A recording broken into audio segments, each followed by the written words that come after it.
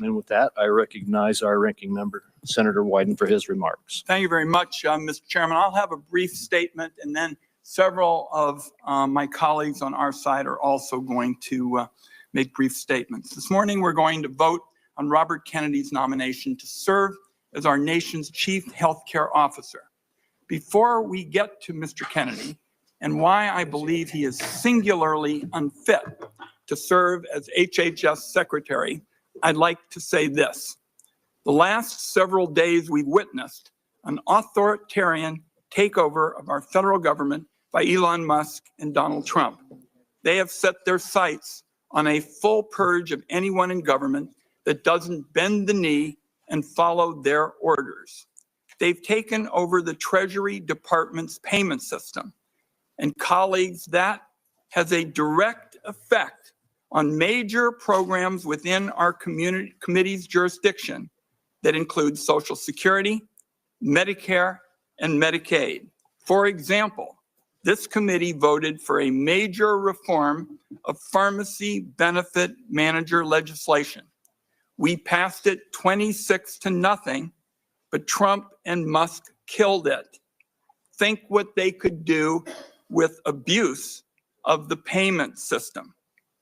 Now, in my view, much of this is of dubious legality and constitutional authority, and certainly flies in face of congressional responsibilities. I'll wrap up on this point by saying I hope our colleagues on the other side of the aisle will not sit by while Musk and Trump make a mockery of the power Republicans hold in their congressional majority. Now more than ever, the American people need leaders that will stand up to these abuses.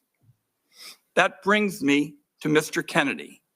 A recent analysis showed that Mr. Kennedy has made 114 separate appearances in just the last 4 years where he has espoused anti-vaccine views or spread information about the efficacy of vaccines, misinformation specifically. In 36 of those instances, Mr. Kennedy directly linked vaccines to autism.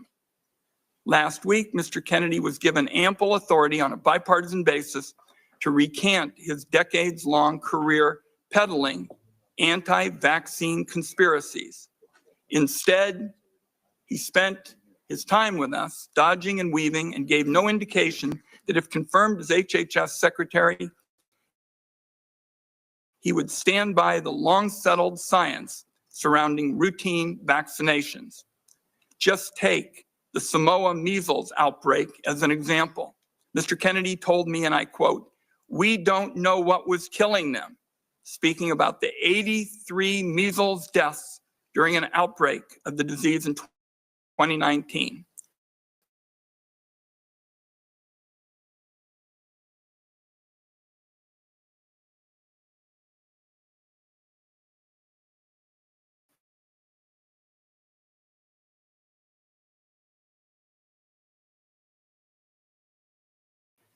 From locations across the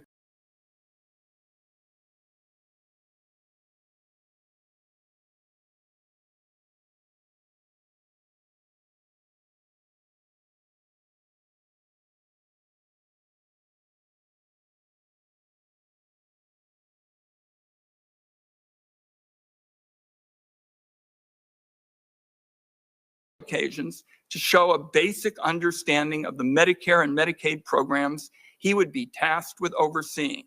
Colleagues, that alone should be disqualifying. Mr. Kennedy has given us no reason to believe he'll be anything other than a rubber stamp for plans to gut Medicaid and rip healthcare away from the American people, and be a yes man if ordered by Musk or Trump to take an illegal action. I close with this, colleagues. Today, we're going to make a judgment about the future of science in this country. We're going to make decisions that are going to impact the health and well-being of Americans for years to come.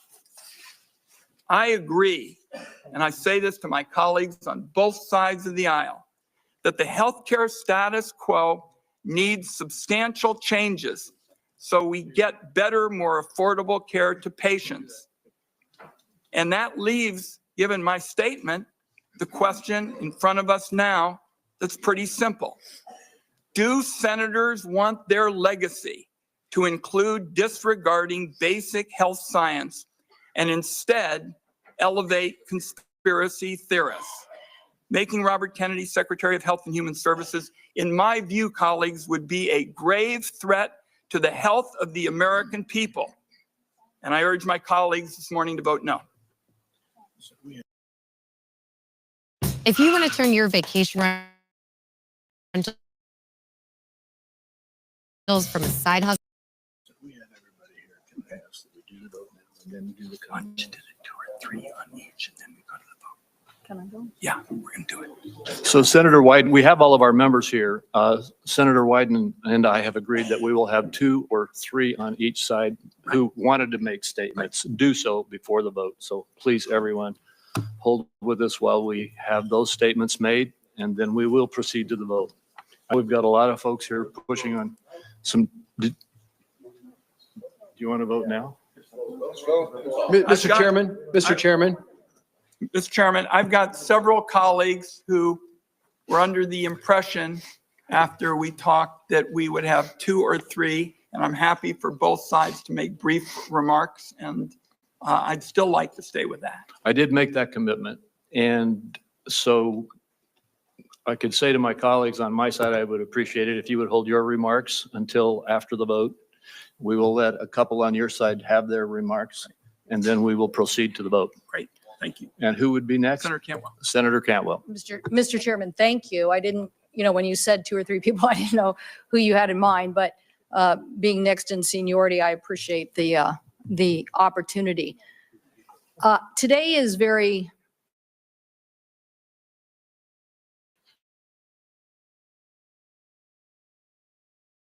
concerning of what I think our nation faces. When I think of this issue, I think of my Pacific Northwest leadership, how Paul Allen on his own invested $100 million to fight Ebola. I think of Bill Gates and the Gates Foundation, not just trying to eradicate polio and work on these issues, but to think of a regime that helps not just our nation's health, but health.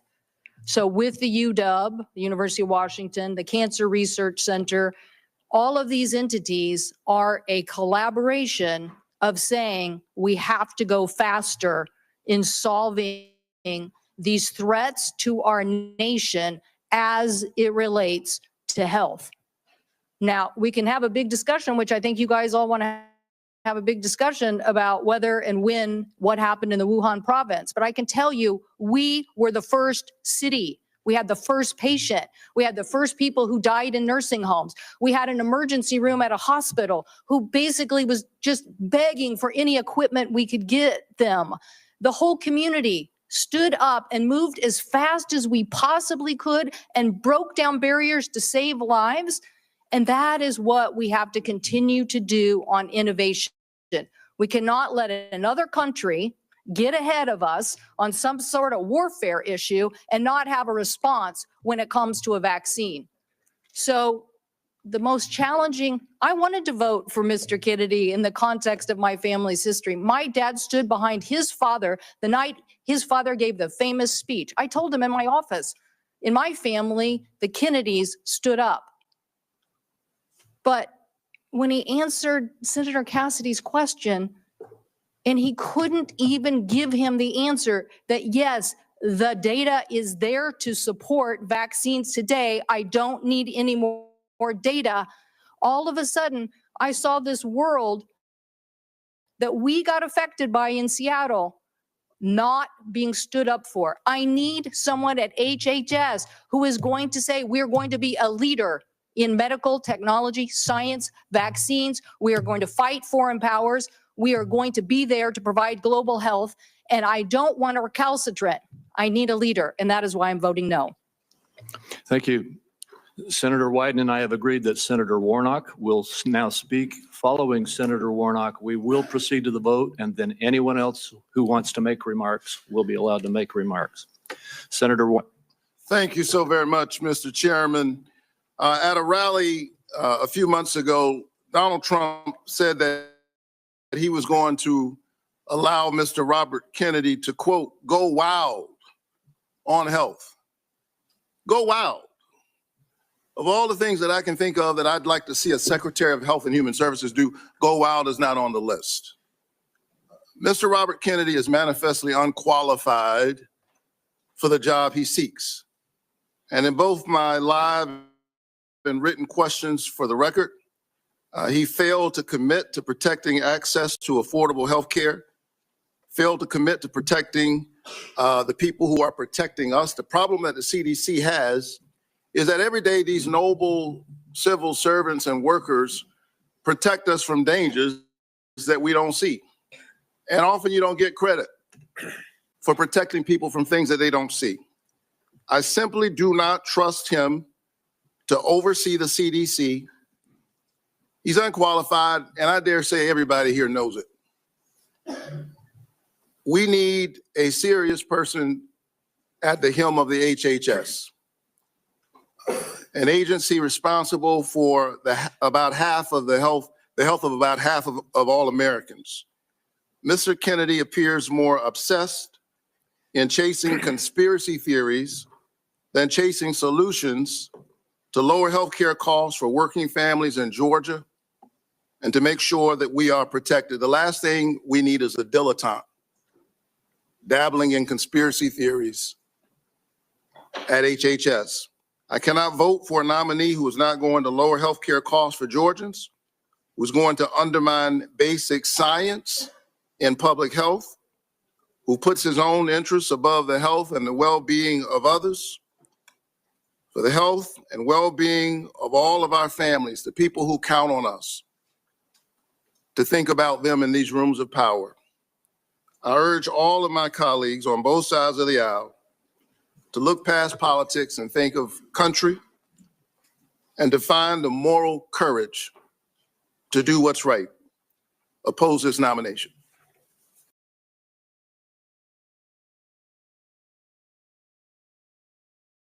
This was me struggling to keep up with post. Thank you, Senator Warnock. We now have not only a quorum, but all members of the committee are present. I move that the committee favorably report the nomination of the Honorable Robert F. Kennedy, Jr. of California to be Secretary of Health and Human Services. Is there a second? Second. There is a second. The clerk will call the roll.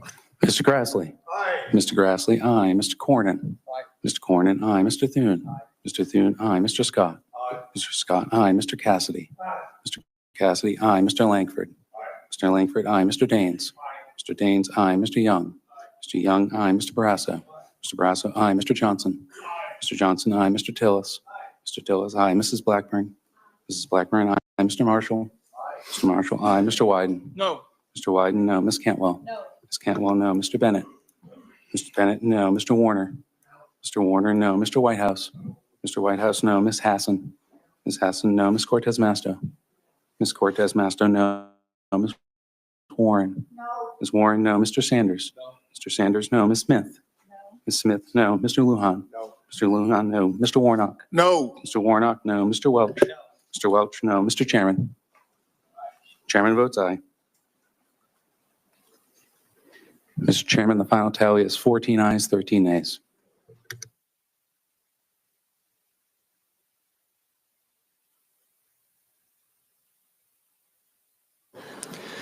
The vote was, would the clerk please restate the vote? Mr. Chairman, the final tally was 14 ayes, 13 nays. The vote was 14-13. The nomination is reported favorably. We will now turn to other senators who would like to make a statement. Since I asked my Republican colleagues to hold off at the outset, I'll go to the Republican side next. First, Senator Tillis. Thank you, Mr. Chairman. I voted aye today, and I want to just briefly explain why. I believe in my 65 years, I'll be 65 in August, that Mr. Kennedy will be one of the first people coming before who is in fact not a trained healthcare expert. He views this through the lens of an attorney.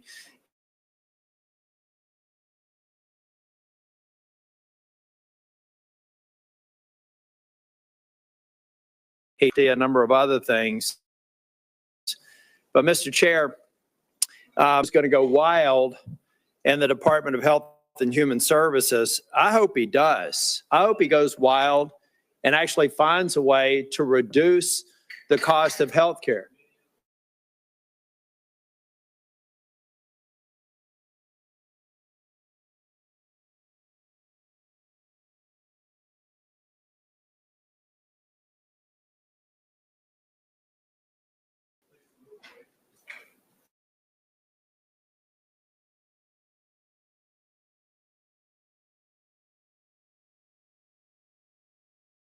It goes wild and figures out how to do it, because the status quo has not achieved much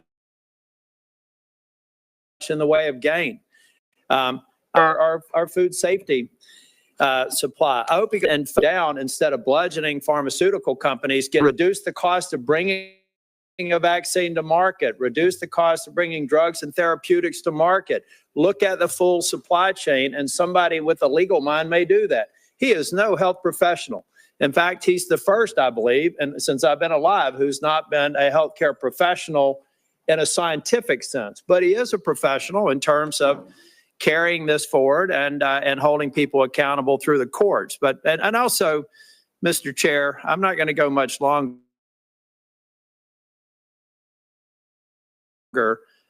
He called me and expressed concerns, but I'm not aware of any organized, credible group, the Farm Bureau, the Department of Ag Commissioners, or others, who have said that we should vote against Mr. Kennedy. I heard people express their concerns about his pro-choice position, and yet I haven't seen any pro-life organization score this NRA a terrorist organization. And yet the NRA is silent on his confirmation. And so I've heard him say that GMOs are a concern. Hopefully we can convince him that not all GMOs are. It's feeding the world. Corn, drought-resistant strains of healthy vegetables will move on. Protein producers were mad about lawsuits were brought against them, but there's been no organized opposition against them. And so maybe it is time to have a different kind of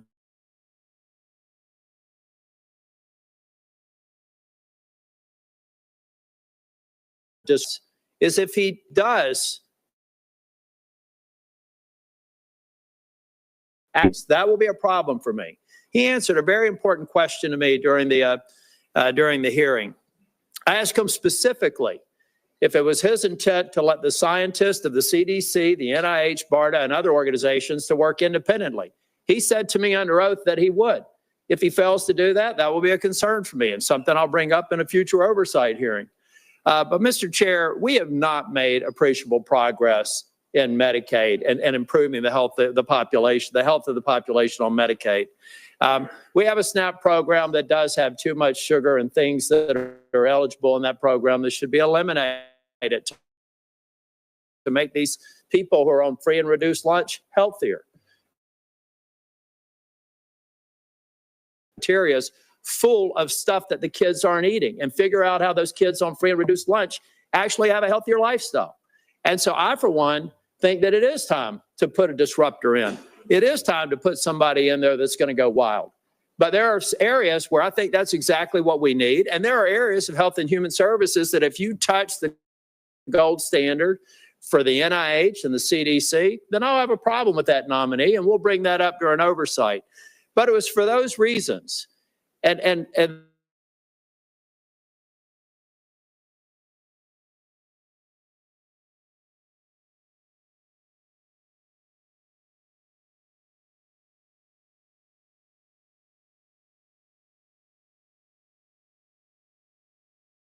the fact is that there's not a and scored this vote suggests to me that folks that I'm instructed by are okay with this nomination. And for those, Senator Warren.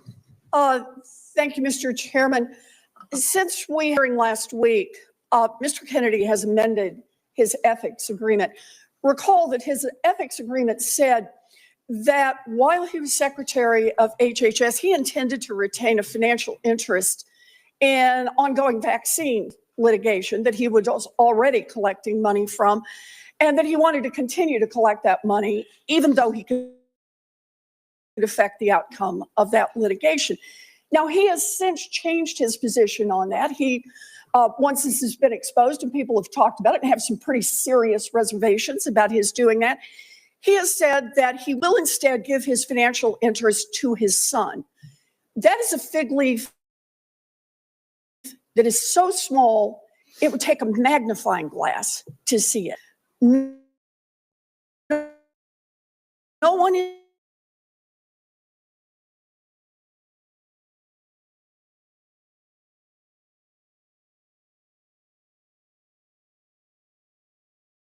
is fooled about this, and yet Mr. Kennedy has acknowledged first that the American people have a right to know that the decisions you're making are decisions that are in their interest. He has said he thinks that's the off his anti-vax. He is in a position where he can affect the outcomes by things he does as Secretary of HHS, and yet he refuses to say that he will delay by even a day taking on anti-vax lawsuits the minute he leaves. That is an appalling conflict of interest, and it's one in which the American people can reasonably ask, is Mr. Kennedy's plan to help the American people, or is he planning to use this job to further enrich himself, and he's pointed out with his son, and enrich his family? The importance of this litigation cannot be overstated. This is not only about a private company that gets sued and has to pay out. Vaccine manufacturers often operate on very slim profit margins. If they get sued repeatedly and successfully, they simply move out of the vaccine space. We've already seen this happen with vaccines in the past. 20 years ago, we watched vaccines just move away if they did not have protection from these kinds of lawsuits. The consequence of Mr. Kennedy's ability to make those lawsuits easier is also the ability to shut down access and manufacturing for vaccines for every one of us. And I think that's a terrible mistake. Thank you. Senator Welch, did you wish to speak? I did. Yes, thank you. Thank you, Mr. Chairman, Mr. Ranking Member, and thank you, Mr. Ranking Member, for your statement. I want a disruptor in the healthcare system and one leading it. I don't, before any nominee, we have to consider one is character, another is competence, and a third is priorities. We did not have Carolyn Kennedy here, but she gave a statement. And she said that Bobby, his willingness to take risk and break the rules. And those might be desirable qualities if it was accompanied by sober judgment and behavior. Because the person who leads a major organization has to have the confidence of the people that work for him. And frankly, some of the things that he did that never explained, a chainsaw taken off the head of a whale, dumping a bear in Central Park for his own amusement. These are just weird things. And we never really got into the character issue of what is required for a person. This is all on a wing and a prayer and a hope of Mr. Kennedy having experience in managing a large organization in medicine, no experience with science, and none of the prior experiences required not only to run a major organization, Health and Human Services, but also the CDC, the NIH, and all the other organizations that are under the umbrella of healthcare. And by the way, on the competence issue, let's be candid. This was a deal where Mr. Kennedy was running for president as a Democrat. He lost, and he approached President Trump to make a deal. And for political reasons, their deal was made. And the appointment was going to be that he's Health and Human Services. The president has a right to make that deal. Mr. Kennedy can seek it, but it doesn't translate into competence. And the third is priorities. The priority for Mr. Kennedy is about the vaccines and his theory of that. And we need reliable vaccines and not conspiracy theorists on that. But you know, the healthcare system is not working for the American people. It is it's too costly. Our employers who care deeply about providing employer-sponsored healthcare can't afford these premiums.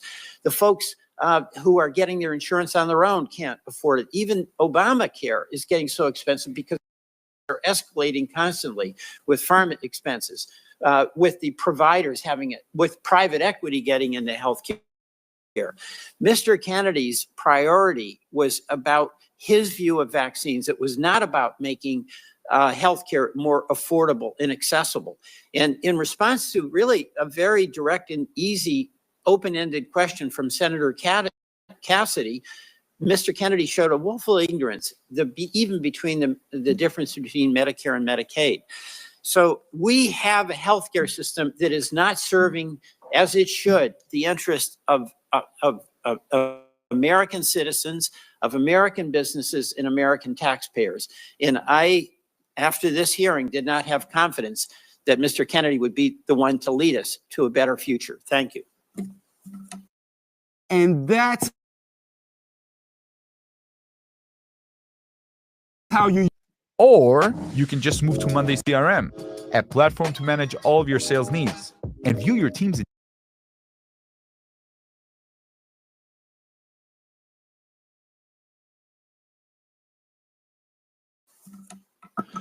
Thank you, Senator Welch. That concludes the remarks that senators have requested to make, and hearing nothing further, I'd like to thank all of our members for attending. This Finance Committee stands adjourned.